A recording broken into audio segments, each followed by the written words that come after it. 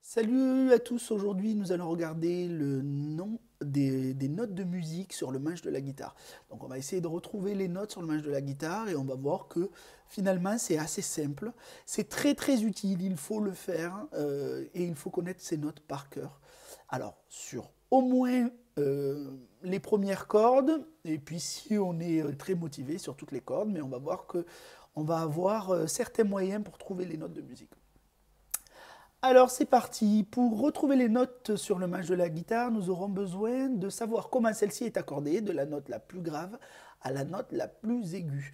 Normalement, vous le savez déjà, mais on peut peut-être faire un petit rappel. Voilà, donc de la note la plus grave à la note la plus aiguë, donc en partant du bas, la première corde est la corde de mi grave, puis la corde de la, puis la corde de ré, puis la corde de sol, puis la corde de si, et pour terminer, la corde de mi aiguë. Donc mi la ré, sol si mi. C'est la petite phrase mantra que vous devez vous répéter partout. Voilà, vous devez savoir ça par cœur. Je vous ai mis un petit rappel en bas. On continue. Il est très important de savoir et de comprendre cela car la suite de la méthode en découle logiquement. Alors c'est parti. Prenons maintenant la corde de mi grave à vide et jouons-la. La note obtenue est la note mi, d'où le nom de la corde mi. Voilà, donc on a matérialisé cette note juste avant le sillet, donc les deux barres devant le manche de la guitare. Donc c'est la lettre E. Nous avançons maintenant d'un demi-ton, soit une case sur le manche de la guitare. Vous devez savoir ça. Chacune des cases du manche de la guitare correspond à un demi-ton. Donc lorsque nous avançons d'une case, nous avons avancé d'un demi-ton. Et nous allons obtenir la note Fa. Donc on sait qu'entre la note Mi et la note Fa, on n'a qu'un demi-ton.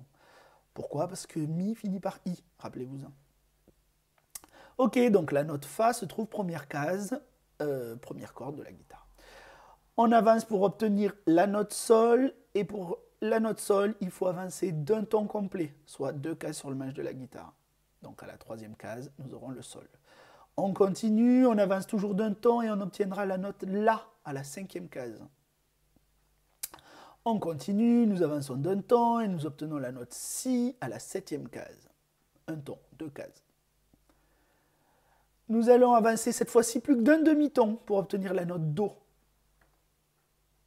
Huitième case. Et je continue. Un ton de plus, j'obtiens la note Ré à la dixième case. Un ton de plus, j'obtiens la note Mi à la douzième case. Et puis là, on va recommencer.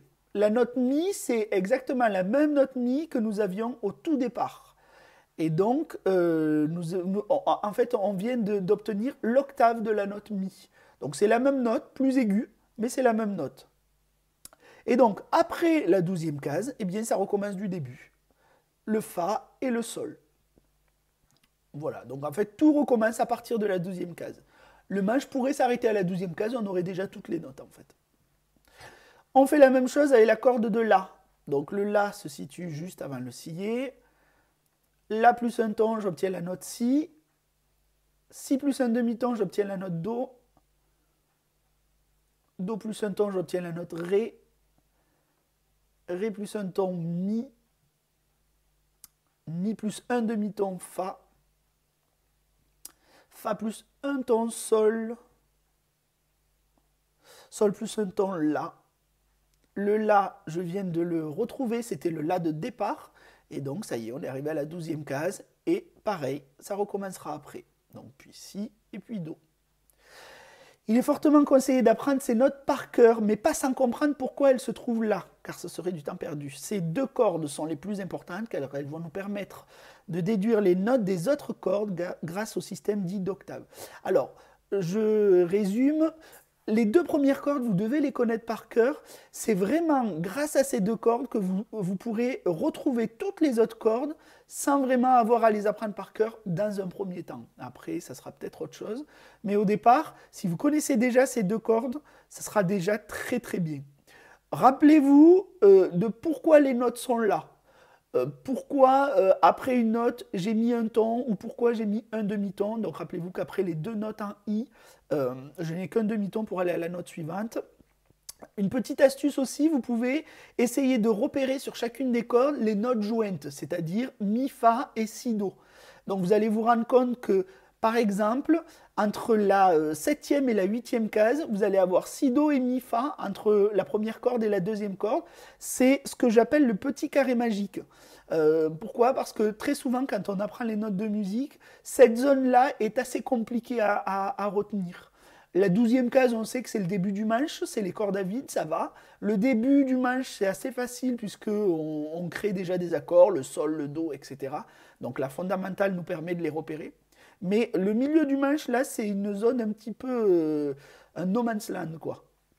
Donc, essayez de retenir ça par cœur. Prenons un exemple. Nous savons qu'à la première corde, la première case de la corde de mi, on a la note fa. D'accord? Ce fa, avec le système dit d'octave, je vais le retrouver en descendant de 2 cordes et en avançant de 2 cases. Donc c'est un petit moyen géométrique. Donc je descends de 2 cordes, j'avance de 2 cases et j'aurai exactement la même note sur la 3e case. La 3e corde, pardon. Voilà. Donc c'est assez facile de retrouver une note à partir de la première corde. Il suffit de descendre de 2 cordes et d'avancer de 2 cases. On va essayer de faire la même chose avec la 2e corde. On a pris la note Ré à la 5e case. Et bien c'est exactement la même chose. Je descends de 2 cordes et j'avance de 2 cases. Et cette fois-ci, j'obtiens la même note sur la 4e corde, la corde de Sol. Je continue. Cette fois-ci, j'ai une note sur la 3e corde en fait. Alors cette note sur la 3e corde, j'ai pu l'obtenir en partant de la première corde, en descendant de 2 cordes et en avançant de 2 cases, j'ai obtenu le si sur la 3e corde. Maintenant, je connais cette note sur la 3e corde et je cherche la même note ailleurs sur le manche. Alors cette fois-ci, je descends de 2 cordes et j'avance de 3 cases. Voilà, donc si je suis sur la première corde, je descends de 2 cordes et j'avance de 2 cases. Si je suis sur la 2e corde, la corde de La, je descends de 2 cordes et j'avance de 2 cases. Maintenant, si je suis sur la corde de Ré, la 3e corde, je descends de 2 cordes mais j'avance de 3 cases. Je suis sur la 4e corde, la corde de Sol, je vous ai dessiné un La. Exactement comme pour la 3e corde, je descends de 2 cordes et j'avance de 3 cases. Et j'obtiens le La sur la corde de Mi aigu à la 5e case. Voilà, donc il y a une petite exception. Cette fois-ci, je suis sur la corde de Si, donc la 5e corde. Je connais cette note. Le seul petit souci, c'est que je ne peux plus descendre de 2 cordes. Il m'en reste qu'une. Donc je vais devoir remonter. Alors je vais faire le chemin en sens contraire, c'est-à-dire que je vais d'abord avancer de 2 cases et remonter de 3 cordes. Et j'obtiendrai la note sur la corde de La. Voilà. Donc c'est un petit jeu, il faut connaître les chemins. C'est pas très compliqué, hein, je vais récapituler tout ça. Attention, maintenant j'ai une note sur la corde de Mi aigu. Je vous ai dessiné un Do à la 8e case. Bon, alors là c'est très simple, la corde de Mi aigu et la corde de Mi grave sont les mêmes. Donc il me suffit de remonter tout en haut du manche pour obtenir la même note. On récapitule un petit peu tout ça. Ça peut paraître un peu confus, mais vous allez voir que c'est très simple. Lorsque j'ai une note sur la première corde, la corde de Mi grave, je descends de 2 et j'avance de 2. Je descends de 2 cordes, j'avance de 2 cases. J'ai une note sur la corde de La, je descends de 2 et j'avance de 2. C'est le Ré que nous avons trouvé. J'ai une note sur la corde de Ré, je descends de 2 et j'avance de 3 cases. J'ai une note sur la corde de Sol, je descends de 2 cordes et j'avance de 3 cases, pareil. J'ai une note sur la corde de Si, attention, là je ne peux pas descendre de 2, j'avance d'abord de 2 et je remonte de 3 cordes. Et puis j'ai une note sur la corde de Mi aigu, je monte toutes les cordes. À présent, nous allons faire un petit exercice pour s'amuser. N'hésitez pas à mettre la vidéo sur pause et à apprendre tout ça. Hein. Ne regardez pas la vidéo d'une traite. Je me trouve à la 3e case sur la corde de Mi grave. D'accord? 3e case, corde de Mi grave. Quelle note je vais obtenir? À vous, mettez sur pause, calculez. Oui, c'est la note Sol. Exactement. Maintenant, que dois-je faire pour trouver la même note sur mon manche de guitare? Attention, je suis sur la première corde. Je dois descendre de 2 cordes et avancer de 2 cases. J'obtiens la même note. Dernière question, est-il possible de trouver cette note encore une fois? Si oui, que dois-je faire? Évidemment, si je pose la question, il y a des chances qu'on puisse. Donc, je suis sur la corde de Ré, la troisième corde, je descends de 2 cordes et j'avance de 3 cases. J'obtiens la même note sur la corde de Si. Bravo. Allez, un deuxième exercice. On s'amuse, hein? Je vous ai mis un point d'interrogation sur une note de la corde de Sol. Quelle est cette note? Allez, mettez sur pause, essayez de trouver la note. C'est la note Do. Bravo. Vous allez trouver, hein? Je suis sûr que vous allez trouver. Je continue. Puis, que dois-je faire pour trouver la même note sur mon manche? Attention, je suis sur la 4e corde, la corde de Sol. Je descends de 2 cordes et avance de 3 cases. Hop, dernière petite question. Est-il possible de trouver cette note encore une fois? Si oui, que dois-je faire? Évidemment, oui. Je suis sur la corde de Mi aigu, la dernière corde. Je remonte tout et je trouve la même note sur la corde de Mi grave. Dernier petit exercice. Peux-tu retrouver tous les Fa sur le manche de la guitare? Alors, le premier Fa se trouve sur la première corde à la première case. Un demi-ton entre Mi et Fa.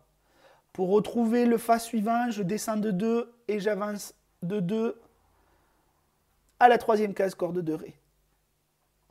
Pour retrouver le Fa suivant, je suis sur la corde de Ré, donc la 3e, je descends de 2 et j'avance de 3 à la 6e case corde de Si. Est-ce que je peux le retrouver encore? Oui, le 4e Fa, j'avance de 2, je remonte de 3 sur la corde de La. Je suis sur la 2e corde, comme pour la première, je descends de 2 et j'avance de 2, et je le retrouve sur la corde de Sol. Je cherche le 6e Fa, je suis sur la corde de Sol, la 4e, comme pour la 3e, je descends de 2 et j'avance de 3. Et je me retrouve sur la corde de Mi aigu. Pour retrouver le Fa suivant, je remonte tout en haut et je retrouve le Fa sur la corde de Mi grave. Petite question piège, est-ce qu'il n'en manque pas un? Allez, mettez sur pause, réfléchissez, il en manque un. C'est un petit piège. Certains l'ont peut-être déjà trouvé. Et oui, à la première case sur la corde de Mi aigu. Puisque les deux Mi ont les mêmes notes. Voilà, c'est terminé. J'espère que vous avez tout compris. Si ce n'est pas le cas, mettez sur pause. Regardez le cours rédigé. Normalement, vous devriez tout trouver. À bientôt.